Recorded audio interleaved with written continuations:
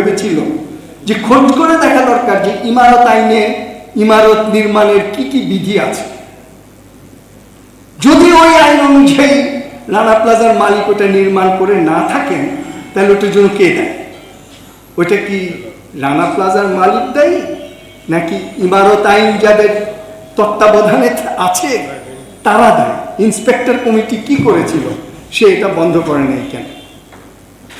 এর মধ্যে আবার দুদক এসে ঢুকেছিল। তখন দুদক ঢুকে বলেছিল যে ভবন নির্মাণেরও তো কতগুলো নিয়ম কানুন আছে। একটা হলো ইমারত নির্মাণ আর ভবনের ভিতরের অ্যাডজাস্টমেন্ট। আপনার যদি সিঁড়ি না থাকে যাতে আপনি হঠাৎ দুর্ঘটনা হলে পালাতে পারেন, আপনার যদি অগ্নি নির্বাপন যন্ত্র না থাকে, আপনার যদি অন্যান্য সুযোগ সুবিধা সহ একটা কারখানা স্ট্যান্ডার্ড ভবনের বা ভবনের সিমেন্ট আপনি কি সিমেন্ট ব্যবহার করেছেন, এখন এই ভবন নির্মাণ আইন না মেনে এবং ইমারত আইন না মেনে এই ভবনটা তৈরি করা হয়। তারপরে একজন খুব সুন্দর বলে গেছে যে ট্রেড ইউনিয়ন না থাকায় ব্যাংকের মালিক তো বলতে পারে আমি এই ভবনে ঢুকে কাজ করব না, এটা আমার জন্য নিরাপদ নয়, কিন্তু শ্রমিক তো এটা বলতেই পারবে না। আমার কথা হলো ট্রেড ইউনিয়ন থাকলেও শ্রমিক হয়তো বলতে পারতো না, কারণ তার পেটে খিদা, তার কাজ না করলে ওই দিন মজুরি হবে না।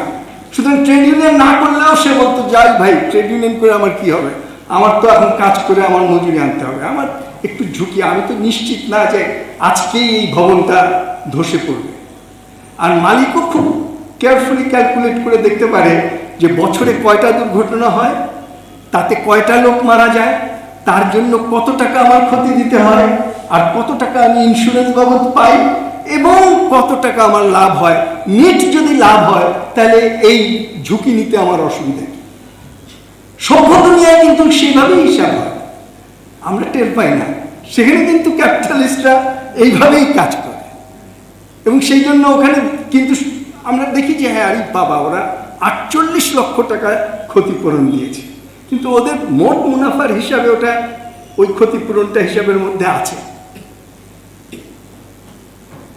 সুতরাং আমি যেটা আপনাদেরকে বলবো যে